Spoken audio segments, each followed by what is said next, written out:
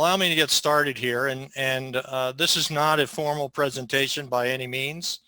It's just something that I thought would be a topic that we as explorers, quantum explorers, or quantum learners, or what's the other term I'm using, or the quantum curious, should know about. I think it's kind of interesting, but we'll see what you all have to think about it. So there was an announcement recently about some work that was done, and I'll go over the press release in a minute.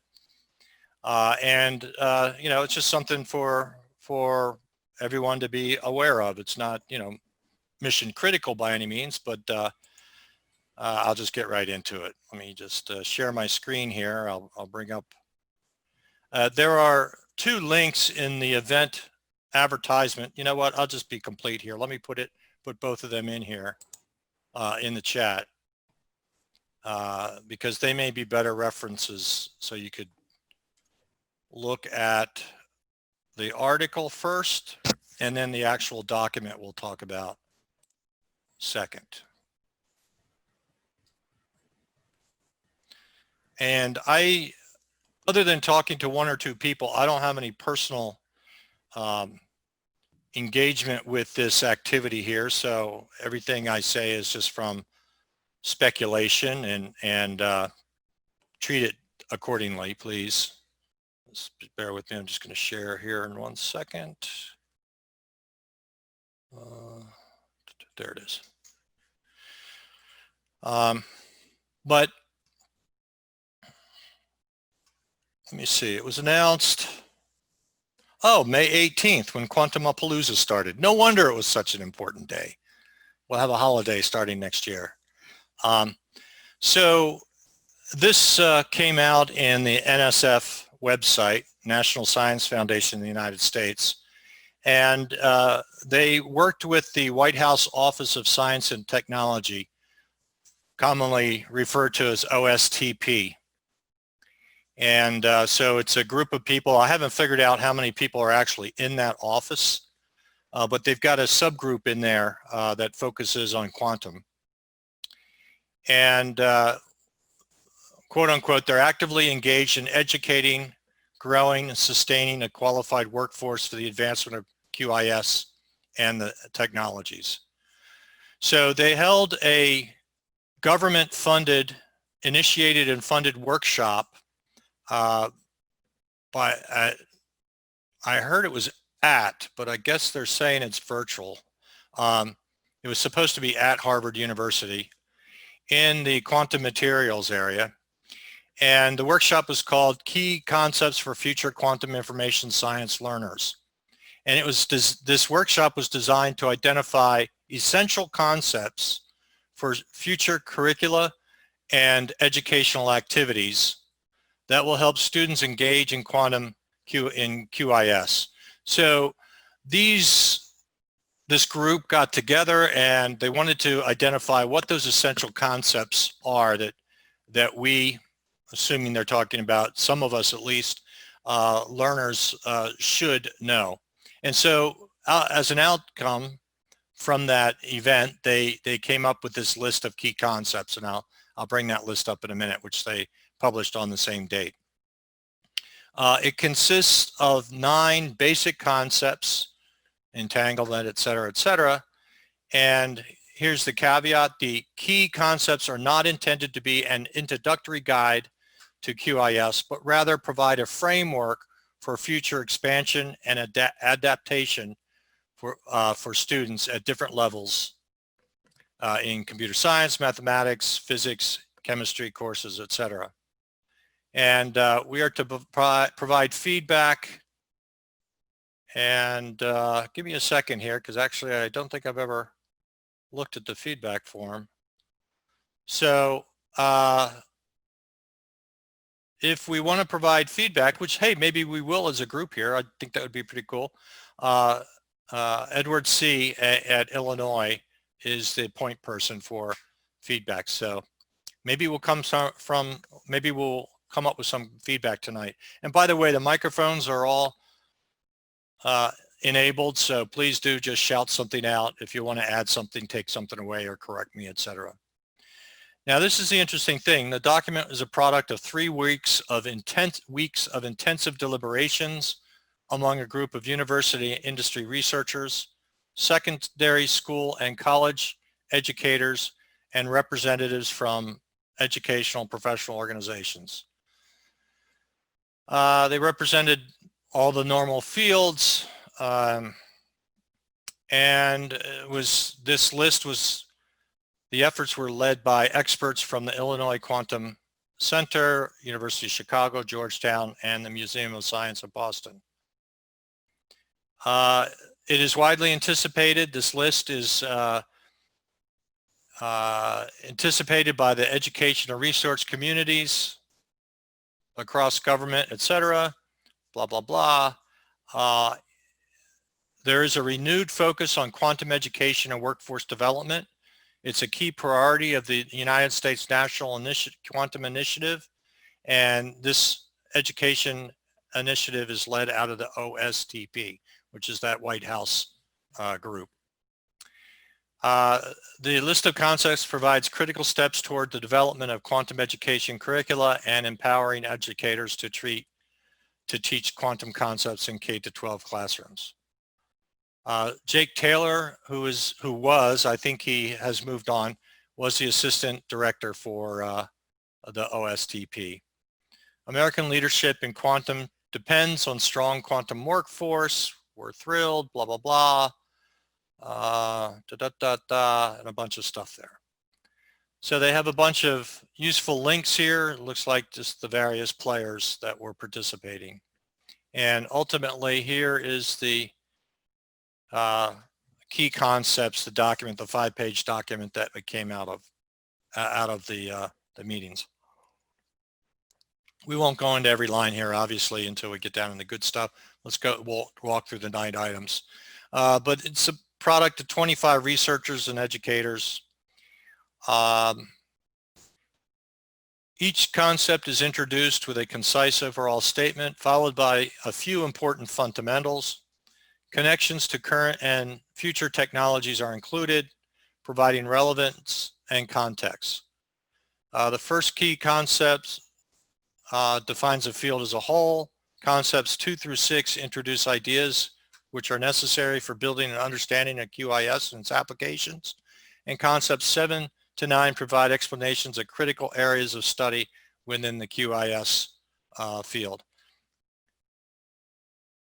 Key concepts are not, it's important to know what it is not, are not intended to be an introductory guide to quantum information science, but provide a framework for future expansion and adaptation for students at different levels in the various fields. As such, it is expected that educators and other community stakeholders may not yet have a working knowledge of content covered in the key concepts.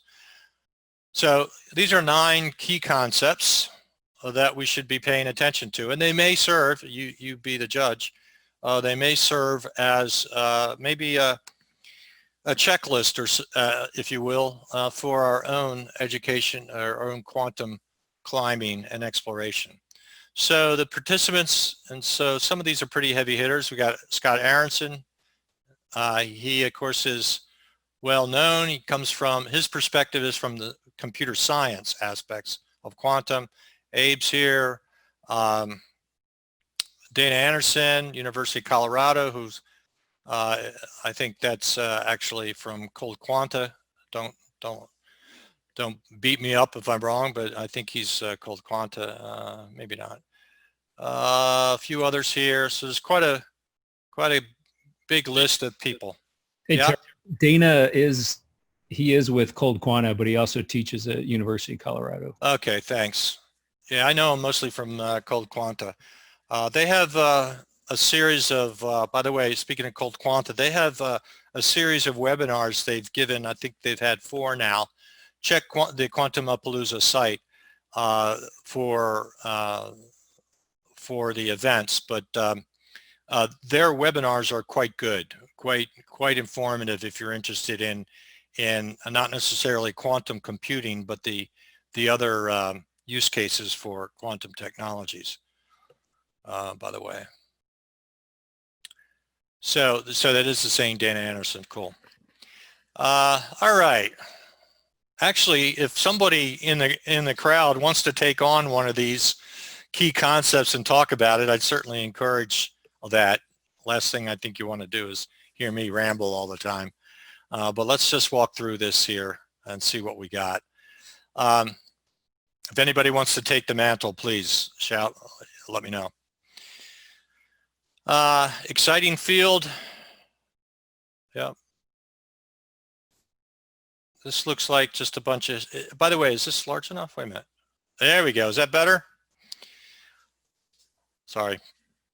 So an exciting field. I think fair to say most of us is pretty familiar with his background. This is just overhead here. So let's go through the concepts. So 9 key concepts for future QIS learners. That's us, or at least most of us, some of us, me. So quantum information science exploits quantum principles to transform how information is acquired, encoded, manipulated, and applied. Quantum information science encompasses quantum computing, quantum communication, quantum sensing, and spurs other advances in science and technology. Anybody have any thoughts on how you might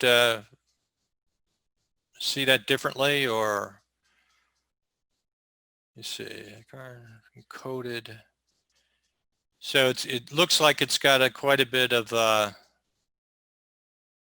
the old information science stuff from the Bell Labs days in there. Quantum computing, quantum communication. This is pretty much the I created a master's program at Harrisburg University here, and I decided when I put it together to actually refer to it as a master's in quantum information science, and it looks like we were pretty much thinking the same thing, in that I wanted to go broader than quantum computing because it's a program designed for the future, and the future of quantum isn't very certain, and I want it to be broader rather than narrower. So that's why I call it quantum information science. So it looks like we're kind of on the same page there. Maybe just splitting hairs. But yeah, here we go. Okay. Item 2, a quantum state is a mathematical representation of a physical system such as an atom, and provides the basis for processing quantum information. So that's one of the key takeaways. Am I seeing some chat there? What do we got? Oh yeah, Ash.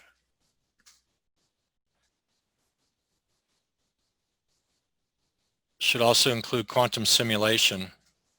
Yeah, I think that's interesting. And please, others chime in here. You don't want a monologue from me, but yeah, quantum simulation, I think and I do see it in presentations as a separate bullet point quite often, separate from quantum computing. And in fact, quite often when you talk to people, I hear from people anyway, quantum simulation is really where the action is when it comes to quantum computing, in that, the thinking is, for drug discovery and that sort of thing, that will beat out quantum computation when it comes to, being productive, a productive application in hardware when we get that. Interesting thing is I find it very difficult, and if anybody happens to know anybody out there who's going deep into quantum simulation, please send them my way, because I have not run across anyone who's saying, yeah, I'm working on simulation and how to do it and the techniques involved. Maybe I'm missing something, but I can't find one. Now, they may be deep into the biology departments, but I find that interesting. In fact, for me personally, that's what I'm interested in when it comes to quantum computing and using a quantum computer, because that's what I focus in on, quantum simulations. So I'm looking for people out there who actually have their hands in there and thinking about it. Obviously, you can't simulate much right now, but and as Ash points out, that's really, I agree. I think from what I recall, that's what Feynman's original thinking was. If you want to simulate nature, well, use nature's computer. So it's a good point. A quantum state is a mathematical representation of a physical system such as an atom and provides a basis for processing quantum information. Geez, I don't know. When I read that, I'm like, well, goodness, I have some sort of track record over the past 12 months of trying to learn what a quantum state is. I think if I read that, I don't think I'd really get it. I don't know. Really, what is a quantum state? It's a mathematical representation of a physical system, such as an atom. It provides the basis for processing quantum information. Yeah, okay.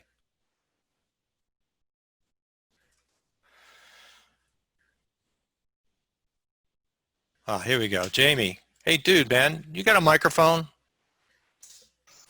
You put so much. I'm on, Terrill. You put so much in the chat. It's work for me to read it.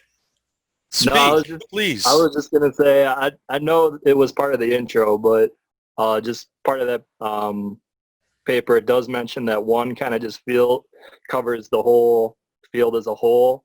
Yeah. And 2 through 6 are kind of like those important concepts to grasp. And then 7, 8, 9 looks like they kind of break it down into like the 3 big fields: quantum computers, quantum communication, and quantum sensing. Yeah, you already did the overview here. Yeah, so. Yeah. I think it's packaged. I don't like the way they package it because it makes you think that there are 9 things, and there's really, I really don't know what they're trying to accomplish here, but it's a start. It's a start. Let me see. What states spurs other advances in science, but what about integration of artificial intelligence with quantum computing? Trisha, you got a microphone out there? Yes. Well, use it, please. Man, what do you guys want? Individual invitations? No, just I'm still learning, so I don't want to say the wrong thing. So. Oh, we're all learning. That's what's why this quantum thing is so cool. Oh, you're in good company. Yeah, and Amir, yep. Some people snuck in while I wasn't looking. Anyway, what were you saying? It states.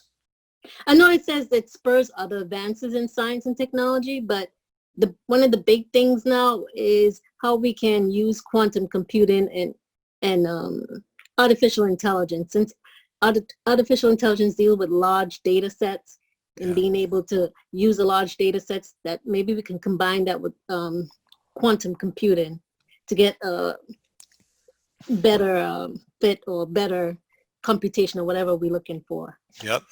Yeah.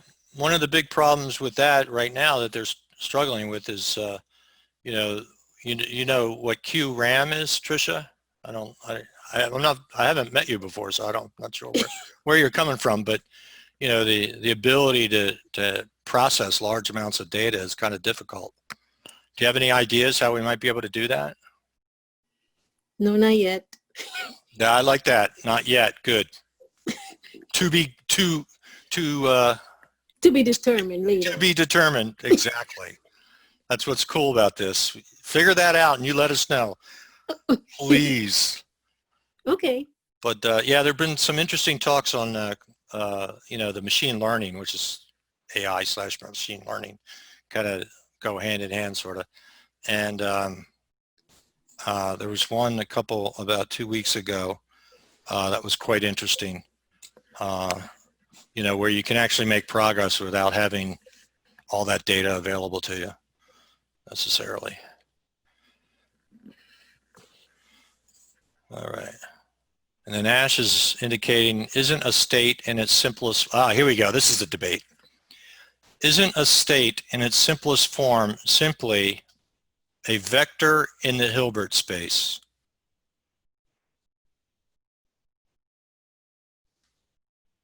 Is the vector a state? Vector represents a state, I think. Hey, anybody want to give us the skinny on Hilbert space? What's the simple? So Tricia, you're pretty new. Are you relatively new to this quantum world? Yeah. Welcome. Okay. Anybody want to give Tricia and me, please, a simple, friendly definition of Hilbert space? Anybody? Well, I can try. Go, Ash. Is that you? Yeah. So you think of a vector space like you have, columns with ones and whatever, some of that. And then a Hilbert space is something that has basically what's called an inner product on them, which is basically like a dot product, but complex version of that. And that's about it. A vector space is with an inner product, because the inner product then helps you define the size or the norm of the vectors, and and then you can define what's called. Then you can use quantum operations, one of which is like a unitary evolution, right? You can apply unitary evolutions because they preserve the length or the norm of the vectors, right? And that's important in quantum evolution because that's basically conservation of energy, right? So you mean that it could be normalized to That's right. one? Yeah. Any vector, exactly. Any vector should be, so a state would be a vector of norm 1, right? And then a unitary operator is like a matrix, right? That's basically doesn't change the length of that vector. So I've always thought of it, and sometimes I get too simple. You know the Bloch sphere? You can think of that. It's a vector that lands on the outside of a Bloch sphere. So Well, a Hilbert space would not include a tensor or arrow that's 0.5 in length, right? Yeah, so for me to explain, so Bloch sphere is kind of a complicated way of thinking, I think.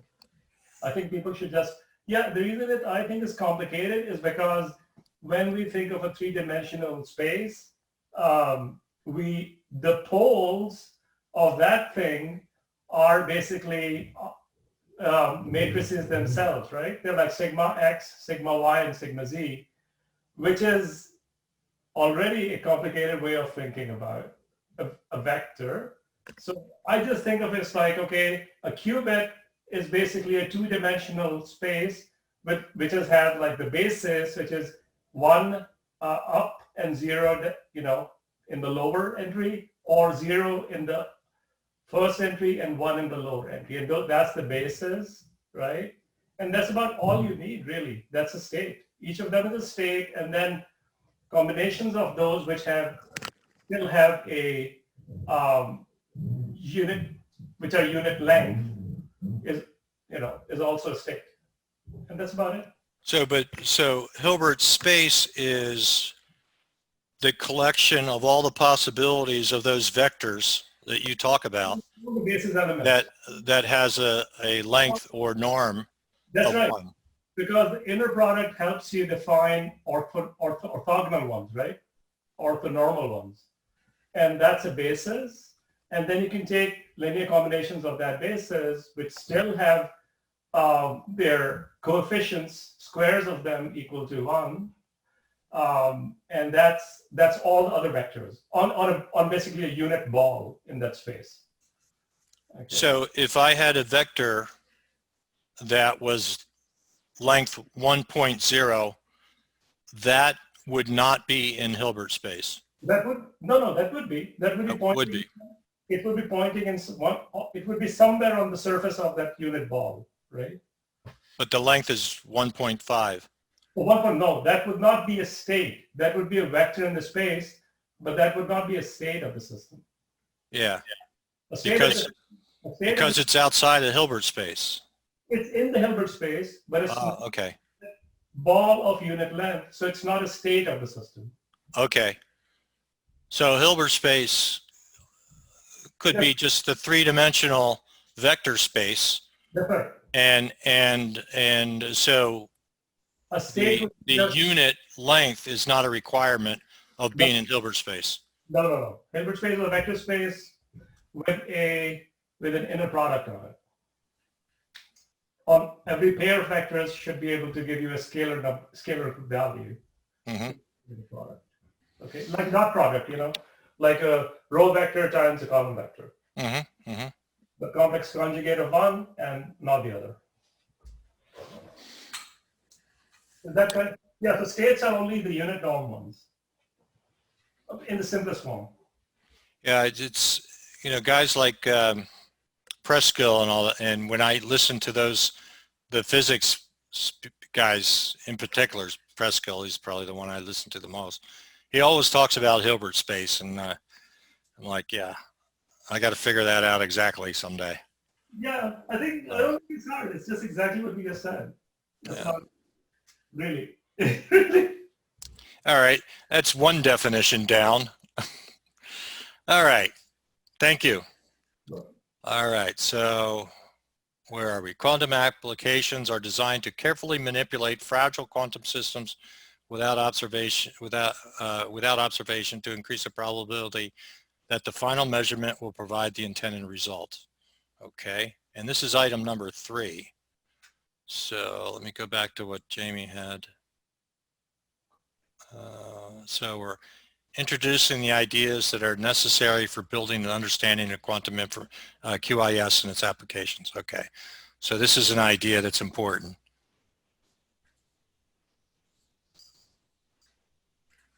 Carefully manipulate fragile quantum systems without observation. So you kind of have like a black box there, and your goal is to increase the probability that when you measure it, it will provide you the intended result. These are pretty precise sentences here when you really walk through them and think about them. The quantum bit, aka qubit, is the fundamental unit of quantum information and is encoded in a physical system such as polarization states of light, energy states of an atom, or spin states of an electron.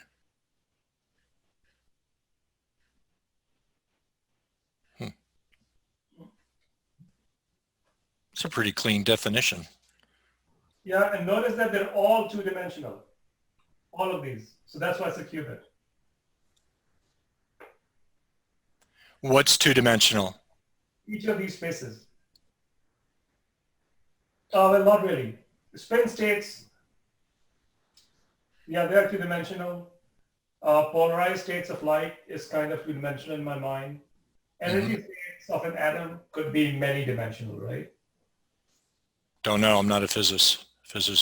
Me neither. I agree. You said that with so much confidence. I agree.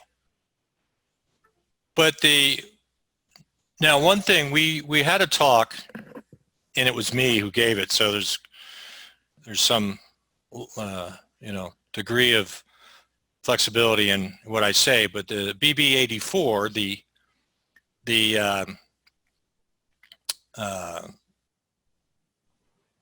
that algorithm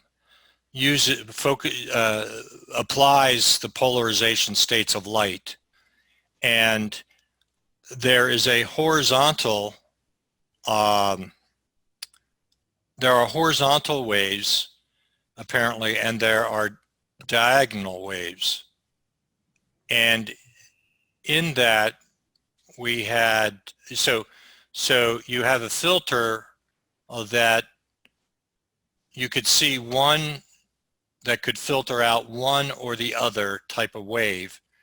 And then each of those waves could be either, let's say, up or down or diagonal left and right. So where I'm going with this, the polarization states of light, am I incorrect in thinking that there are actually 4 states of light versus spin states, etc., where there's two? I don't know BB84, but I'm going to guess. Okay. Okay. So what we're talking about is, just like I said, take a two-dimensional space, right? You can draw a circle, right? Mhm. And that circle has all the unit radius circle, right? That has all the unit vectors. So the two axes are the two the ones that are non-diagonal, and in the middle is the diagonal one. Mm-hmm. Okay, so it's just like taking a qubit in state 0 and applying a Hadamard transform, which makes it into 0 plus 1 divided by square root of 2. Mm-hmm. Mm-hmm. Right? And that's diagonal because it has both equally. That's guess. I don't know the protocol. Okay.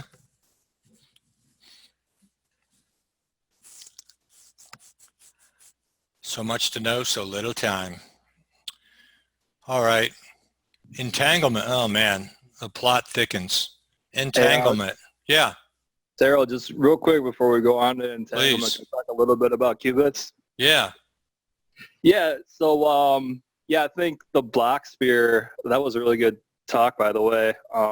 Good conversation and stuff that you did and what David did. So when we're talking about spin states, and I believe this also applies to light. I'm a little rusty on my optics, but when you're talking about spin, for example, there's only two states, but it just depends on what axis you're measuring it in. So if you're kind of thinking about that block sphere, like if you're just thinking about the two states, if you're like totally lined up with where it is in a certain point, the state of the vector, if you're totally aligned, you might have 100% chance of measuring it in the correct place. Like say if it was aligned on the z-axis and it was totally up, then you get 100% chance of that. Yeah. But if you were to measure that same state in the x-axis, it'd be 50-50. So Yeah. it just it matters in the case of like spin and spintronics or whatever, what axis you're measuring it in. There are only two states for a qubit. And then of course, there are qtrits, qdits. So it is possible. Atoms, when you kind of think about just like chemistry, they have an infinite amount of energy states, but for practical purposes, the ones that we use for quantum computing, usually we're just using like a ground state and an excited state, so we're only using two states. Two. Yeah, well, what you just described then, I think is consistent with what I was trying to understand with light. Yeah, so you look at it. Go ahead. Yeah, I think light probably works the same way. Again, I'm not a huge expert. I've never done a class specifically on optics, but yeah, if you're plane polarized light, I believe works the same way, where it's only two states. It just matters what your filter was. So if you had that like diagonal filter, you might have a 50-50 shot, versus if you had that kind of up-down filter, you might have a 100% shot, for example. Speaking of qtrits, anybody have any thought or know anything about that world? Same as qubits, except now instead of having a vector with 2 entries, it has 3 entries. So so a basis would be 1 on top, then a 0, then a 0, or 0, 1, 0, or 0, 0, 1. And that's just a 3-dimensional Hilbert space. Yeah, it doesn't make it any more complicated than it already is, huh? Does anybody actually know anybody who, or know of anybody who is working on algorithms with that? Or anybody have any insight? Like, if will that really provide us with anything especially profoundly more powerful than a qubit would?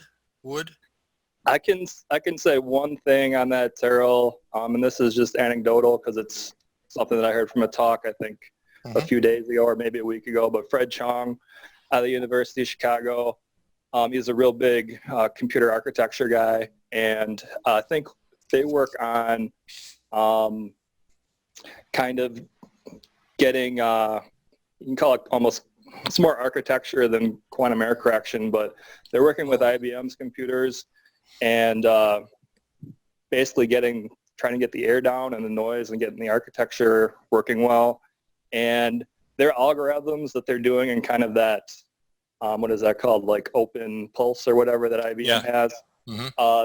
Part of what they have to do is they have to use QTrits in that to get their algorithms to work. So that's anecdotal. I mean, on a fundamental level, usually it's not necessary because a QTrit or a QDIT can ultimately be expressed in Q bits. That's why we usually work with binary logic. I believe in regular computing, but yeah, there might be certain examples, and that's one that I heard of recently. Yeah, I'm curious about learning more about that. You know, what it brings to the fore, because I you know, naturally being a classical computing guy, I naturally start thinking about it that way. I'm not, you know, completely quantized, if you will, to be thinking everything without you know, it's like learning a language. I still translate it back to classical, which is a big mistake. But I just can't envision without somebody telling me, you know, what a QTrit or would do or more. Anyway, if anybody sees any, there was somebody out in Chicago, you said, Jamie? Yeah, that's Fred Chong. He's got a couple of books out on quantum computer architecture. One of them is pretty new. I was starting to read a little bit before the session started today, but only a couple of sections in.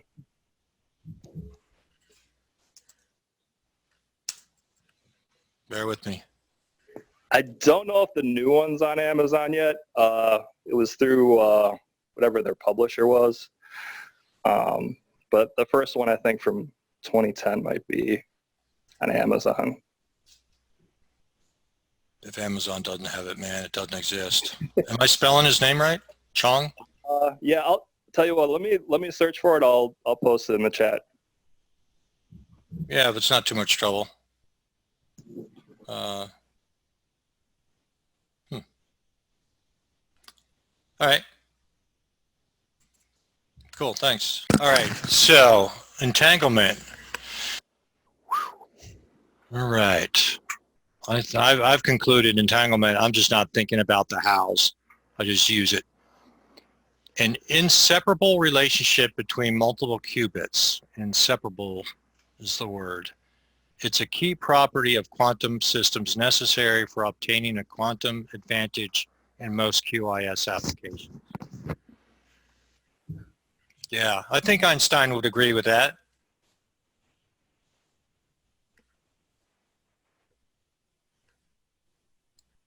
There's definitely a key property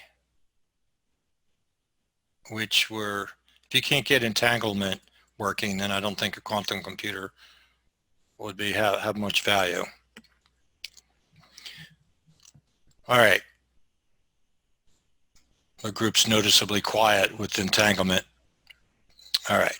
So for quantum information applications to be successfully complete, fragile quantum states must be preserved or kept coherent. Yeah. It reminds me back in the initial days of classical computing when you'd be working on your computer and you get the blue screen of death. Somebody was going to say something? Yeah, I was going to go back to the entanglement. There you go. Yeah, only because of the statement.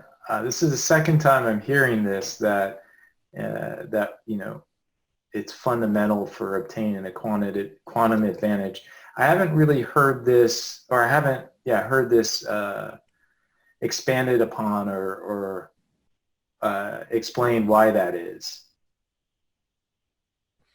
Well, can you explain why it's not?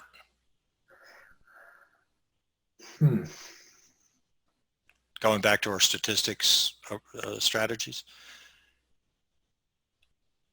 Because so if we didn't have entanglement, we would be able to, here's my thinking, if I may, to start. If we didn't have entanglement, well, then I could just simulate a quantum computer on any classical computer. Yeah, but we also still simulate entanglement on a classical computer as well. I mean, we have, when you do a C0 gate, it is still simulated. I mean, it's not true entanglement in that we're not entangling particles, but maybe you're referring to. I'm referring to, 500 qubits. Okay. So. Yeah.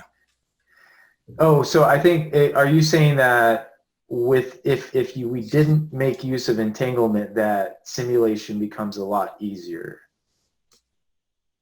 Is that what you're? Yeah, I guess so. I guess I am saying that. Yeah. Then simulation would be child's play, I would think.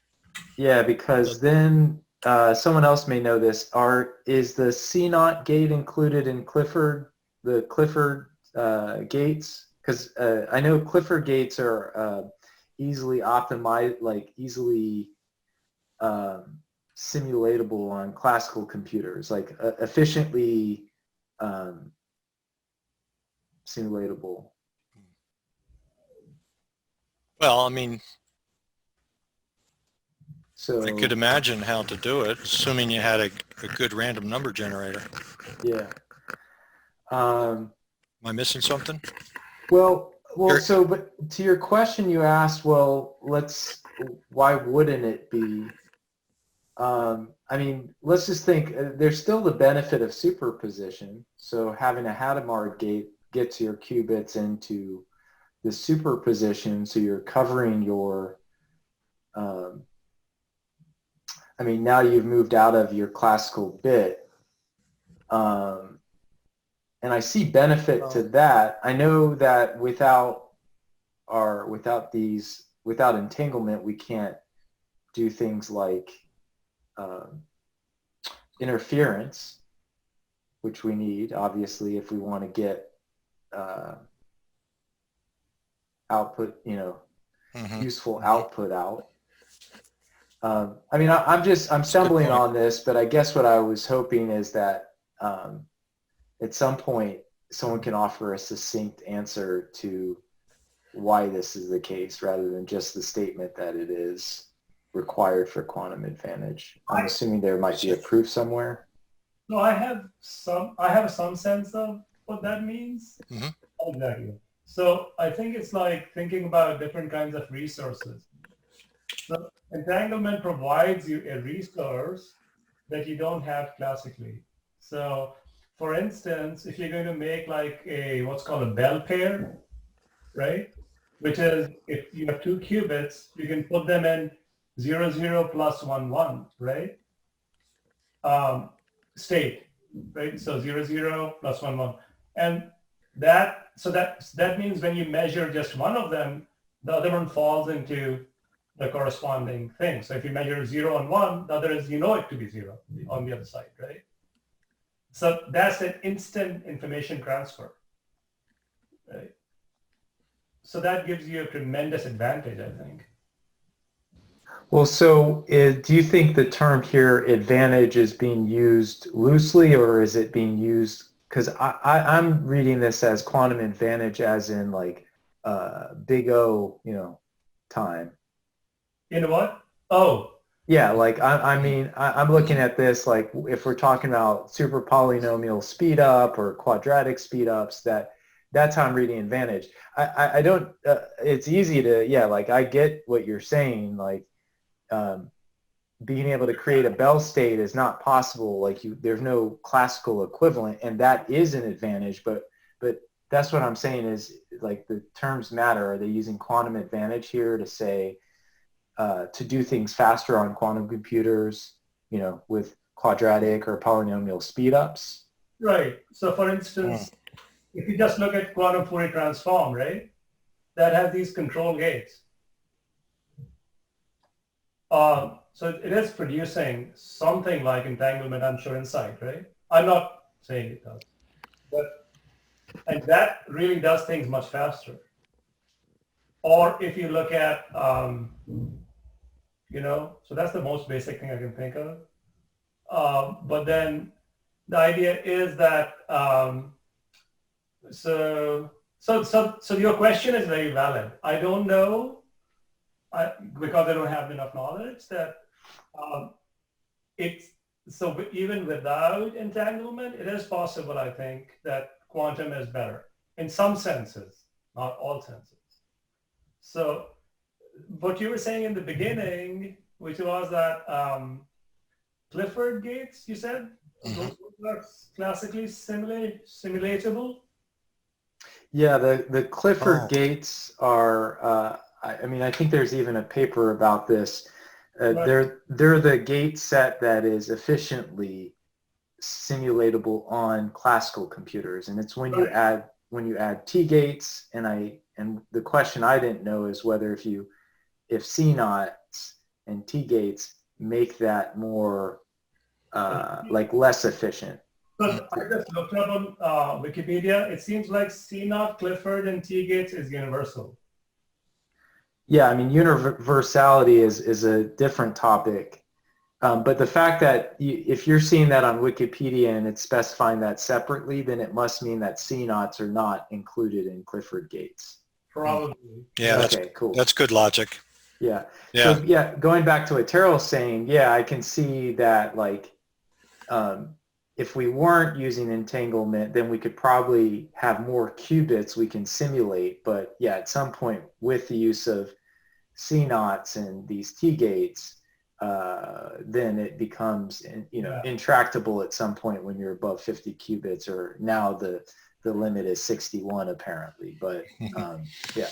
In some sense, exactly. Some sense you're moving away from kind of what's called just the product states, right? So 0, 0, 1, 1 plus 1, 1. 0, 0 is a product state. 1, 1 is a product state. But their sum is not, right? Mm-hmm.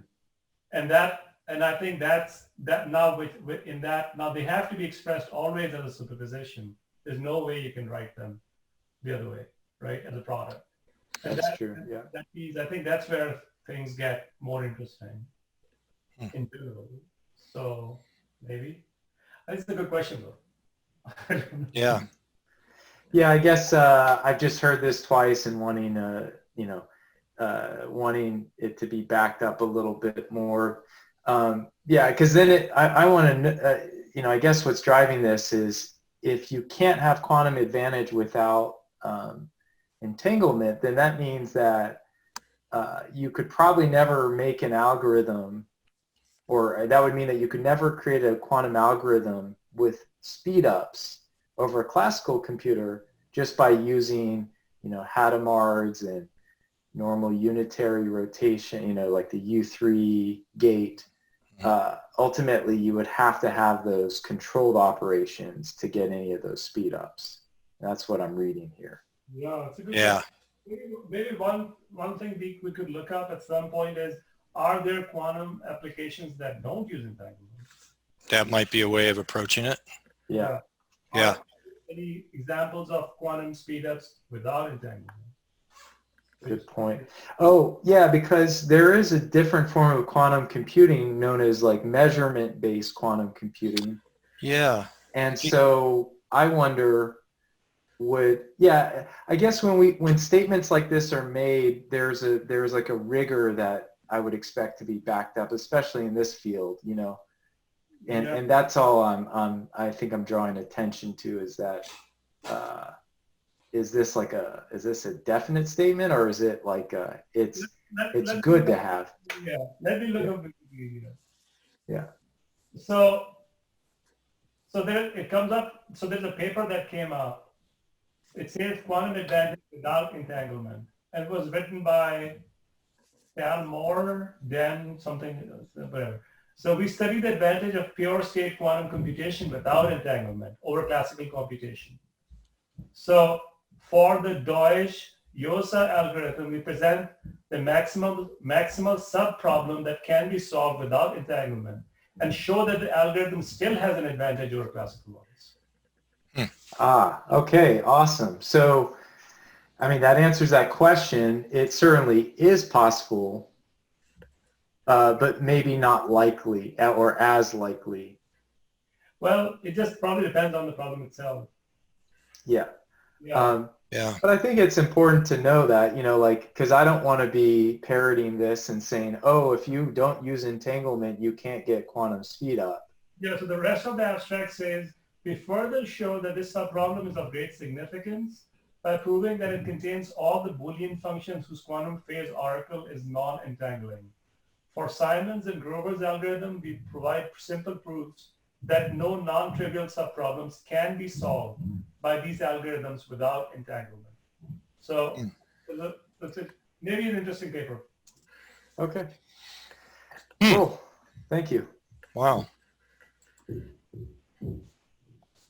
This paper's, or this list of 9, thanks to all of you, it's actually making me think about these things a lot deeper than I did when I first looked at this. These are really good discussion points, actually. Okay. For number 6, for quantum information applications to be successfully completed, fragile quantum states must be preserved or kept coherent. Pretty hard to argue against that. I more think that it should be not kept coherent, but have a long coherent time. I prefer that better than kept coherent, because I don't know how I don't know how long you can get the coherence in order for you to achieve your operation. I don't know. Good point. Good point. Must be preserved or kept coherent. Must be coherent longer than they are now. Is that what you're saying, Tricia? Yes, that's what I'm saying. Yeah. Yeah. Or they could have said quantum statement preserve or kept coherent if you have a no fault tolerance quantum computer or something like that. I don't know. Mm-hmm. That's what I'm thinking. Well, I got the word must, so that's a pretty strong word to use. Fragile states must be preserved or kept coherent. Yeah. Okay. 7, 8, and 9. Hey, Terrill, before going on to the applications, I found it really interesting that superposition isn't somewhere in 2 to 6, unless it's assumed to be part of number 2, where it talks about quantum state. Oh yeah, they don't even mention it, do they? Just a minute. Fine, super. Oh. Silly me. We're just at the summary up here. Let's say, but super, say, know your material, Terrill. Nah, it's more fun to just work through it. So superposition is only mentioned once in this document, and it is in the quantum bit. So unlike a classical bit, each qubit can represent information in a superposition or vector sum that incorporates 2 mutually exclusive quantum states. Wow, we'll get to that in a second. Let me just cruise through 7, 8, and 9, and we'll look at the more detailed things. So I don't want to be holding you folks up all night here. So quantum computers, which is qubits and quantum operations, will solve certain complex computational problems more efficiently than classical computers. Quantum communication uses entanglement or a transmission channel, such as optical fiber, to transfer quantum information between different locations. Uses entanglement or transmission channel. Isn't that just an optical network? Okay. Quantum sensing uses quantum states to detect and measure physical properties with the highest precision allowed by quantum mechanics. Okay, let's skip down here. let's go backwards just because. So quantum sensing uses quantum states to detect and measure physical properties with the highest precision allowed by quantum computers. Heisenberg uncertainty principle, which is, if I remember right, you could only observe one of two things, not both.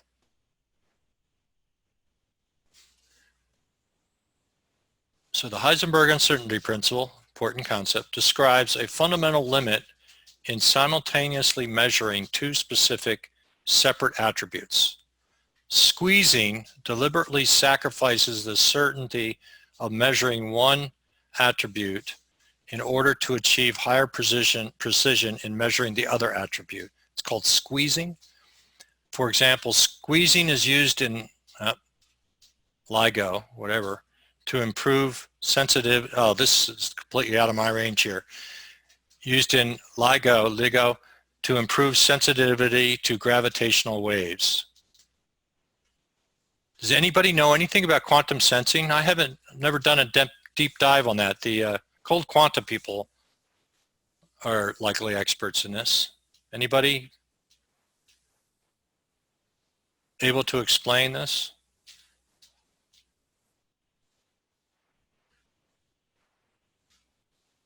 Okay, so noted. We'll have to get some quantum sensing talks out here, because it is where, you know, we'll make money in quantum sooner than quantum computing. Quantum communication uses entanglement or transmission channel, such as a optical fiber, to transfer quantum information between different locations. It doesn't have to be quantum information, actually, does it?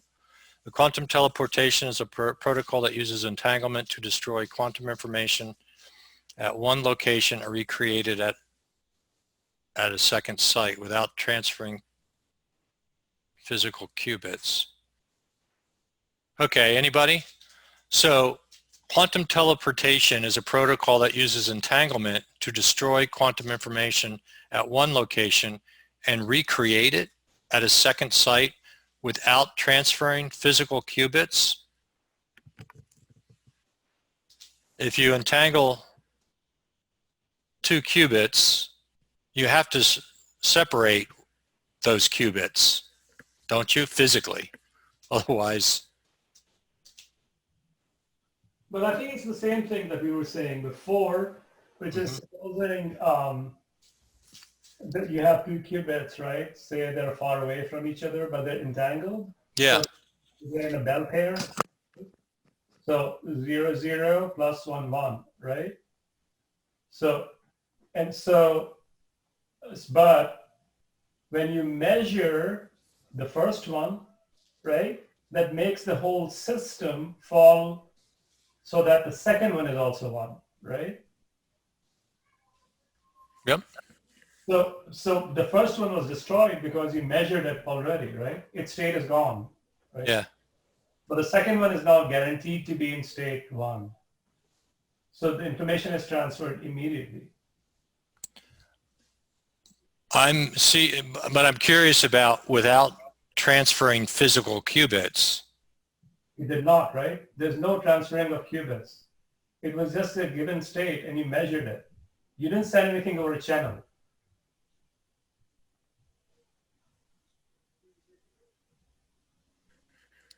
It's just a measurement. So you got Alice and Bob, Right. okay? And Alice entangles two qubits. They together. Oh, well, okay. Right. I mean, they have to be together to be entangled, I would think, initially. Maybe, yeah. They don't have to. Maybe, okay. Yeah. I would think. They have to physically be together to be entangled. Right. And initially. Then you separate them physically to get the benefit of entanglement. Sure. Yes. Not sure, as in like, but yes. Nothing's sure in this business. Yeah. So, I mean, the way I read this is that you don't have to transfer a qubit to Bob for Bob to know what Alice what Alice has measured, which I don't. But as long as they are in an entangled state, Yeah. if they are in an entangled state, you don't have to send any new information. Yeah. But if you don't send a physical qubit to Bob. So the point is, they're not saying how they got entangled, right? Correct. I agree. That's the thing. It's just that somehow they're entangled. Agreed. Once they're entangled, you have to do no more to send more new information, right? You just do something at one end. Yeah, at one end. So to have something at one end means they were transferred. Yeah. One of them was physically transferred. Or they're two different systems. They entangled it by some other, I don't know how they do it, seriously. Yeah. Hmm. But, yeah. So, they're saying that you don't transfer it when you need to send the At that point, you don't. It was I agree with that. Yeah. way back when. But you physically transfer it before you measure it, before you need to. I mean, Yeah. yeah. I think, I don't know. Maybe it's something Yeah. to, That might be something to explore, dig deeper in. Quantum cryptography enhances privacy based on quantum physics principles and cannot be circumvented due to the fragility of quantum systems, and eavesdroppers interloping measurement will almost always be detected, right? Almost always be detected. I think this is personally, I think this is really fascinating. I remember talking to somebody somewhere along the line about cryptography, and personally, I think the notion of privacy, the benefits of privacy are really the key here. We could really solve the privacy issue if we get this quantum cryptography to work. In other words, I give my social security number to the bank. I'll know if someone looks at it. I may be greatly simplifying it, but I think that's a pretty powerful, because right now you give something to, you give some data to Facebook. I think this is the example I used, and it can be copied without issue, and who knows where it ends up. But if you use quantum cryptography and entanglement, I'll know when someone has used my social security number. I think that's pretty powerful. May not know who. All right, you guys are getting silent again. All right, I'm skipping up to 7, and we'll go to 6, and then we'll call it a night. How about that? Quantum computers, which use qubits and quantum operations, will solve certain complex computational problems more efficiently than classical computers. Qubits can represent information compactly. More information can be stored and processed using 100 qubits. Yeah, this is the one I'm focused in on. More with 100 qubits than the largest conceivable classical computer. Quantum data can be kept in a superposition of exponentially many classical states during processing, giving quantum computers a significant speed advantage for certain computations, such as Shor's algorithm and performing search. However, there's no speed advantage for many other types of computation. We had a out there. Tell us more. Anybody?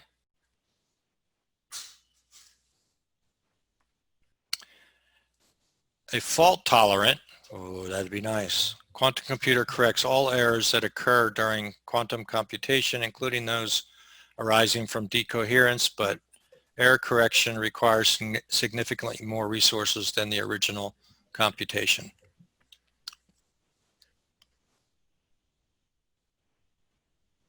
Yeah, we'll do one more. And how about we end here unless somebody has some more stuff to talk about. For quantum information applications to be successfully completed, fragile quantum states must be preserved or kept coherent. There we go. Or coherent longer. Decoherence erodes superposition and entanglement through undesired interaction with the surrounding environment. Uncontrolled radiation, including lights, vibration, heat, magnetic fields, can all cause decoherence. Mm-hmm. Some types of qubits are inherently isolated, whereas others require carefully engineered materials to maintain their coherence. High decoherence rates limit the length and complexity of computations. Implementing methods that correct errors can mitigate this issue.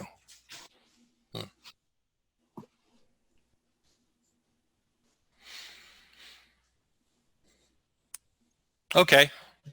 Well, we kind of walked through it, at least for good enough for now, I think, unless anybody has something they want to revisit here.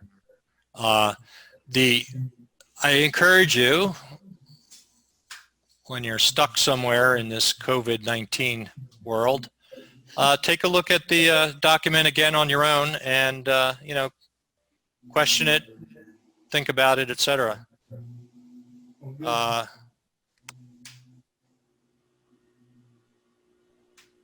Any comments?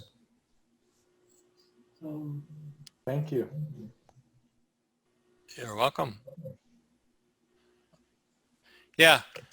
One thing, I mean, this might be a resource for conversation or something else down the road. It certainly was useful tonight to get us to talk about a few of these things. I think that was pretty invaluable. The one I'm most curious about is the entanglement one. I want to read that paper about the necessity for entanglement. Yeah. The expanded version of this. Say again? What's the expanded version of entanglement? Oh, 5, yeah. Good question. Since that we did it deep. Okay, yeah, let's cover that. All right. Entanglement, inseparable relationship between multiple qubits is a key property for obtaining quantum advantage in most. Okay, here they're saying in most. When multiple quantum systems in superposition are entangled, their measurement outcomes are correlated. Okay. Entanglement can cause correlations that are different from what is possible in a classical system. Entanglement can cause correlations that are different from what is possible in a classical system.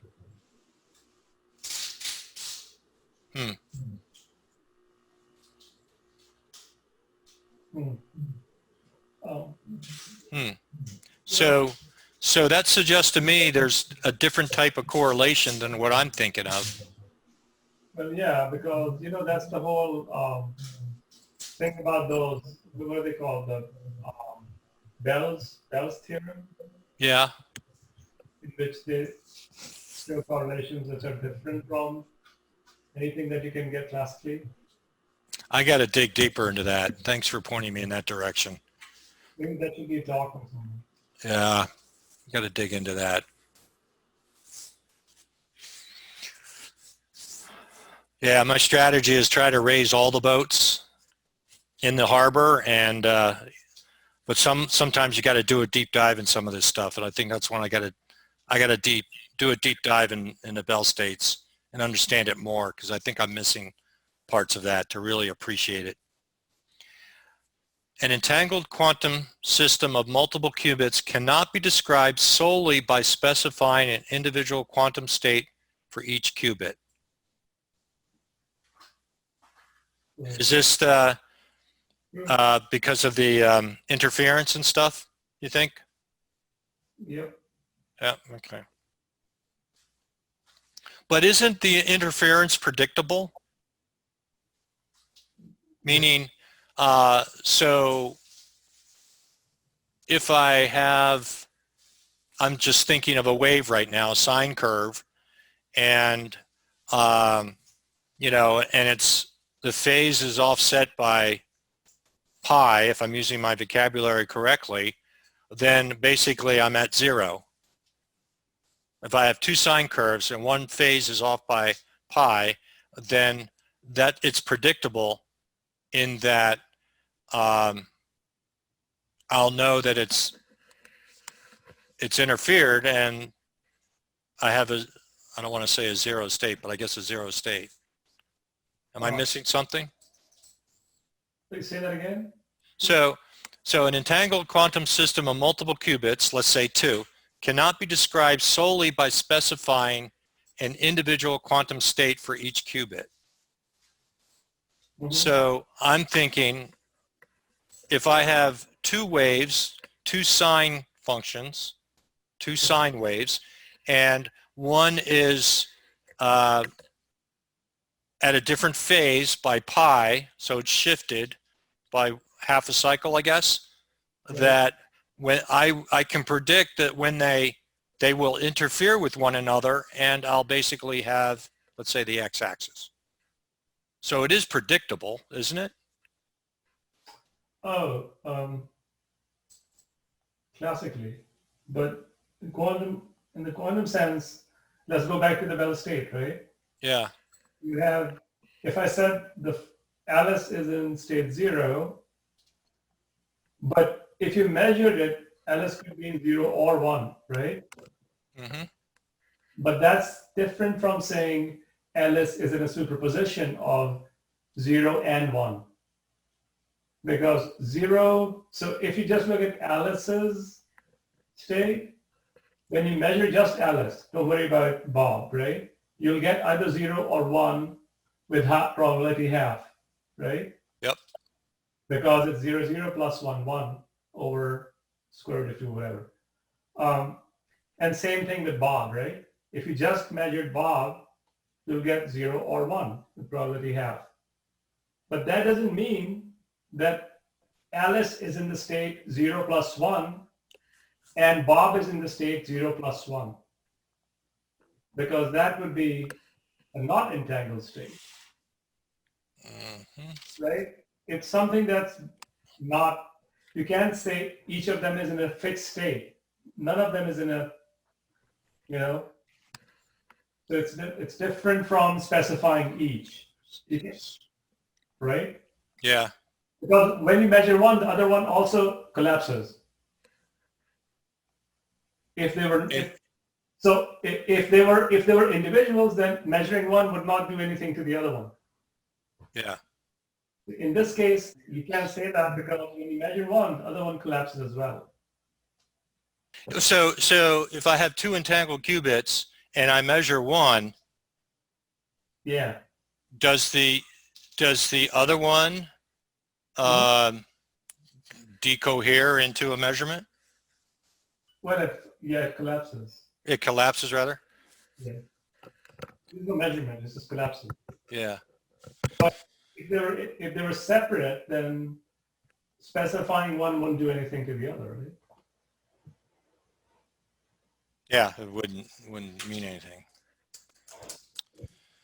All right.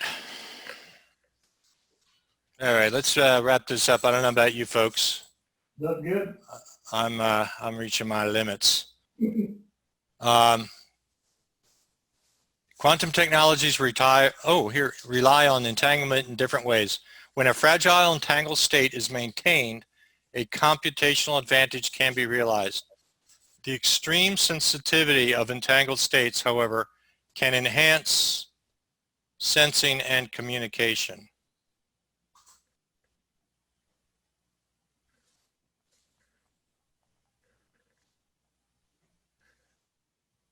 Oh, because entanglement is so sensitive, that's what enhances the sensing tools.